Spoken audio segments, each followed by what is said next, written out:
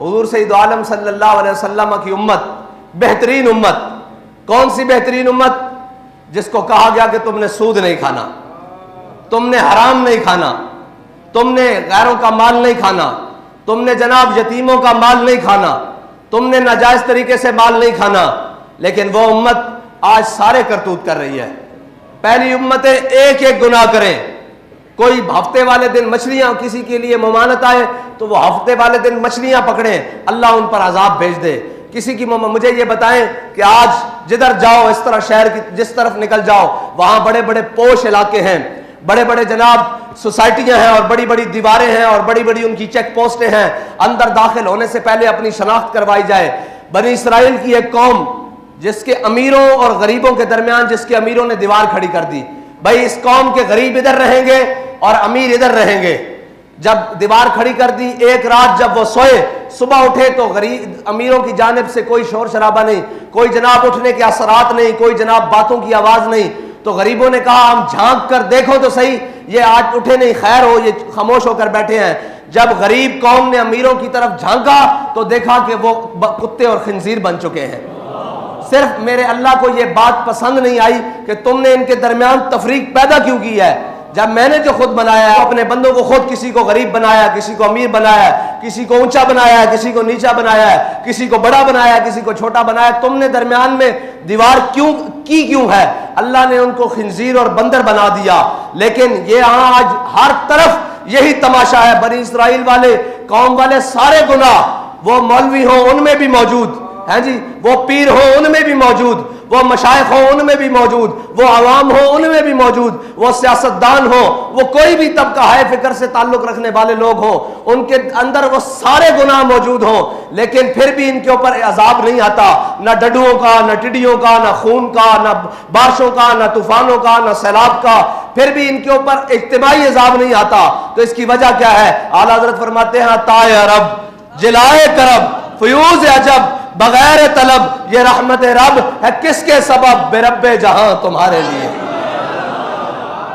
और जमहूरियत के नाम पर और जनाब मफाद आमा के नाम पर, मफामत के नाम पर, वो जो शख्स आया है हमारी वजारत उज़्मा के सीट पर 10 महीने 11 महीने हुए हैं, वो आया शख्स, वो कहता था मैं इस कौम को बचाने के लिए, इसकी मैशत ठीक करने के लिए अगर कपड़े भी अपने बेचने पड़े तो वो भी जनाब बेचकर इनकी खिदमत करूंगा। उसने कपड़े क्या बेचने थे? जो फितरत ने लिबास दिया है, खाल और मांस और गोश्त, उसने वो भी नोचना शुरू कर दिया है कौम का। और कभी भी फलाह नहीं पा सकती कौम, ये बात पक्की है। और ये कहते थे हिसाब डार आएगा। मैंने कहा था तुम्हारी मैशत दुरुस्त नहीं हो सकती क्योंकि तुमने नामूसे रिसालत पर मुदाहनत की है, तुमने खत्मे नबुव्वत पर मुदाहनत की है, और जो तेरे दर से यार फिरते हैं वो दर बदर यूं ही खार फिरते हैं। हाँ, फिर रहे हो कि नहीं दर बदर खार? हाँ, तू आया नजरते क्यों बदनसीबा। हाँ, तुसी आ जाते तुहाडे कोल मौका सी। बाबा जी फरमाते जिंदगी च एक वेला आए आंदा कि बंदे नूं या इधर दा फैसला करना पैंदा या इधर दा फैसला करना पैंदा। काश के तुसी सारे रसूलुल्लाह दे दर दा फैसला कर लेंदे।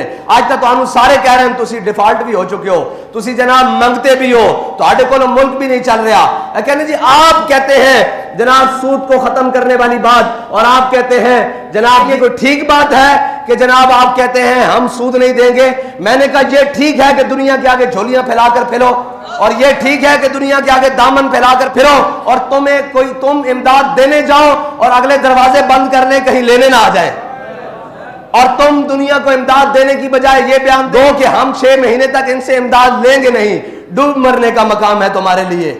और पूरी कौम इसके साथ बिल्कुल जनाब खड़े हैं जी, हम जमहूरियत के साथ खड़े हैं। और भाई जमहूरियत जब सारे गरीब मार देगी तब जमहूरियत से जान छुड़ाई जाएगी। आओ आज भी हुजूर के दीन की तरफ, आज भी इन अयाशों की बदमाशियां बंद करो। और हमने कहा था तेल की कीमतों में इजाफा, तो आज हम प्रेस कॉन्फ्रेंस करने लगे हैं। हमने पता है सबसे आखिर में क्यों ऐलान करना है, उसकी एक वजह है। उसकी एक वजह है कि हम इंतजार कर रहे थे, हो सकता है जिनको आजादी की जंग लड़ने का शौक चढ़ा हुआ था वो कुछ कर ले कौम के लिए, कुछ बोल ही पड़े अपने इक़्तिदार की हिर्स के अलावा कि यार इस कौम को मारना है तुमने। तुम्हें चाहिए तो ये था कि तुम मिनी बजट पेश करते हुए ये कहते कि हम अपनी अयाशियां खत्म कर रहे हैं। आज के बाद जितने सरकारी जनाब तेल लेने वाली गाड़ियां हैं और गाड़ियां हैं, उनका खर्चा हम खुद बर्दाश्त करेंगे।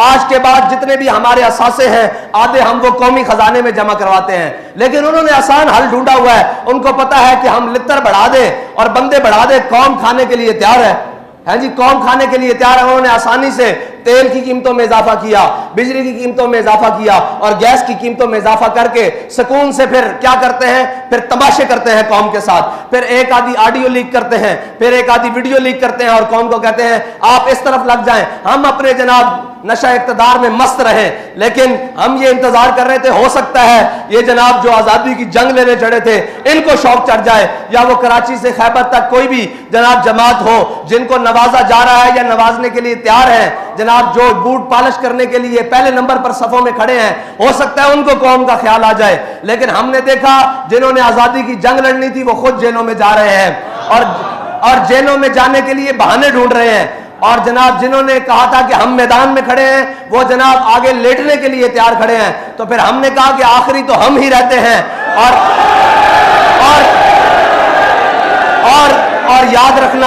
और याद रखना कौम की पनाह आखिरी हुजूर का दीन ही है। ये जहां मर्जी फिर ले, आखिर वो दीन ही है जो इनको बचा सकता है, और वो दीन ही है जो जात से भी मुराद खत्म करता है, हजरत उमर बिन अब्दुल अजीज की तरह रिश्तेदारों से भी खत्म करता है, ताल्लुकदारों से भी खत्म करता है, दोस्तों से भी खत्म करता है और करीबी रफीकों से भी सारी चीजें खत्म करके कौम के खजाने में जमा करवाता है। और जनाब इनको नशा इक़्तिदार ने मस्त किया हुआ है। लेकिन ये याद रखना तुम कौम के जनाब हर चीज लूट चुके हो, लेकिन अब कौम, मैं आप सबसे भी कहता हूं जाएं और जाकर कहें। वो कहते थे कि जनाब मौलवियों ने रोड बंद कर, अभी भी कई बकवास करेंगे कि जनाब इन मौलवियों को क्या जरूरत पड़ी थी, ये ऐसी बात करें ऐसी बात करें। बहरहाल उनसे तो हमें गर्ज नहीं, कम से कम आप कौम के पास जाएं और उसे कहें आप किस चीज का इंतजार कर रहे हैं। कि अभी हमने हमारी शुनीद ये है कि जनाब बैनुल अक़वामी एजेंसियां और बैनुल अक़वामी इदारे आ रहे हैं हमारे एटमी प्लांट का विजिट करने के लिए, तो फिर इसके बाद हमारे पास बचा क्या है? मेरे आका और मौला सल्लल्लाहु, भाई कुछ भी ना हो, गैरत तो अंदर मौजूद हो। मेरे आका और मौला सल्लल्लाहु अलैहि वसल्लम की हयात मुबारका हमारे लिए मिशल राह है। हुजूर सैयद आलम सल्लल्लाहु अलैहि वसल्लम जब ज़ाहिरी दुनिया से तशरीफ लेकर गए तो यहूदी के यहाँ आपकी ज़ेरा जो है वो रहन पड़ी थी, लेकिन आपके घर में 9 तलवारें लटक रही थी। हाँ, ये तो हमारा, लोग कहते हैं फिर जनाब ये डिफेंस। मैंने कहा भाई बात सुनो, हम भूखे भी रह लेंगे, हम सारी बातें कर लेंगे, लेकिन अपनी गैरत के ऊपर सौदा नहीं करेंगे। हाँ, कल को ये बात जनाब बैनुल अक़वामी इदारे आकर कहें कि जनाब इसको भी बैक रोल करो और इसकी जनाब तादाद को कम कर दो, उन्हें कह दो भाई हम भूखे रह सकते हैं, इसकी तादाद बढ़ाई तो जा सकती है, कम नहीं की जा सकती। लेकिन मैं आपको ये बात बता दूं कि जिनके हाथों में आपके मुल्क और रियासत का इक़्तिदार है वो बढ़ाने की क्या बात, वो तो इसको खत्म करने पर तुले हुए हैं। लेकिन ये इस पाकिस्तान ने बाकी रहना है तासुबह क़यामत, और इस पाकिस्तान ने इस्लाम का कला बनना है। लेकिन लगता है उसके आसार अल्लाह ताला अपनी हिकमतों से, अपने जनाब राजों में से और अपनी तदबीरों से इंशाअल्लाह जल्दी ला रहा है। अब आपकी जिम्मेदारी बनती है आप कौम के पास जाएं और उन्हें कहें कि तहरीक लब्बैक जो भी फैसला करे आपको उसके साथ खड़ा होना होगा। आप तो खड़े हैं ना, आपका काम है कौम से भी जाकर कहें कि वो जनाब कोई नूनिया है, कोई जनाब वो जनाब पीटीआई वाला है, या कोई जनाब जो भी जिस जमात से ताल्लुक रखता है, उसे कहो भाई सारी बातें बाद में, ये मुल्क बचेगा तो तब हम बचेंगे ना। इस मुल्क को जिस नाम पर हासिल किया है वो मुल्क रहेगा तो फिर आगे चल सकेंगे ना। तुम्हारी ये, मैं ताजरों से कहता हूं मेरे आका मौला, अभी रमजान शरीफ आ रहा है, उसके लिए भी इंशाल्लाह हमने एक जनाब प्लान तरतीब दिया हुआ है और इंशाल्लाह बड़ा बेहतरीन होगा। बहरहाल मेरे आका मौला सल्लल्लाहु अलैहि वसल्लम ने फरमाया हक गो यानी सच बोलने वाला ताजिर और जनाब अमानतदार ताजिर क़यामत वाले दिन शहीदों और सिद्दीकों के साथ उठाया जाएगा। लेकिन सच बोलने वाला ताजिर और जनाब अमानतदार ताजिर, लेकिन यहां क्या होगा, अभी जनाब आएगा रमजान तो कीमतें 3 गुना बढ़ा दी जाएंगी, फिर उन पैसों से जनाब उम्रे पर जाया जाएगा और हुजूर की बारगाह में सामने खड़े होकर कहा जाएगा या रसूलुल्लाह मैं आ गया, उन आका मौला सल्लल्लाहु अलैहि वसल्लम के सामने जाओगे, उस नबी के उम्मती जिसके आका मौला सल्लल्लाहु अलैहि वसल्लम ने फरमाया मन गश्शना फलैसा मिन्ना, जिसने मिलावट की वो हमारे में से नहीं, जिसने जखीरा अंदोजी की वो हमारे में से नहीं, और जिसने कौम को धोखा देकर माल बेचा वो भी हमारे में से नहीं। यार बताओ, उन पैसों से जाकर तुम हुजूर की बारगाह में पेश होते हो, ना खौफे खुदा न शर्म नबी, और ये भी नहीं और वो भी नहीं। आओ हुजूर के दीन की तरफ, और आप सब ने भी तैयार रहना है। मैं पूरी पाकिस्तानी कौम से कहता हूं, आप सब ने भी तैयार रहना है, और शुक्र करो कोई बोलने वाला है, वरना इन्होंने तो तुम्हें जनाब गरीब को तो पहुंचाई उस नहज पर दिया है कि जनाब गरीब का पेट्रोल 300 रुपये हो जाए, वो गरीब ये सोचते हुए मर जाता है कि मुझे पैसे मिल भी गए तो मैं लाइन में लगकर डलवाऊंगा कैसे, फिर इसकी बचत कैसे करूंगा। और हमने तो नुस्खा पहले बता दिया हुआ है। इंशाअल्लाह अभी आपके साथ मैदान में बात होगी कि आपने बदमाशी करते हुए बढ़ाया कैसे है।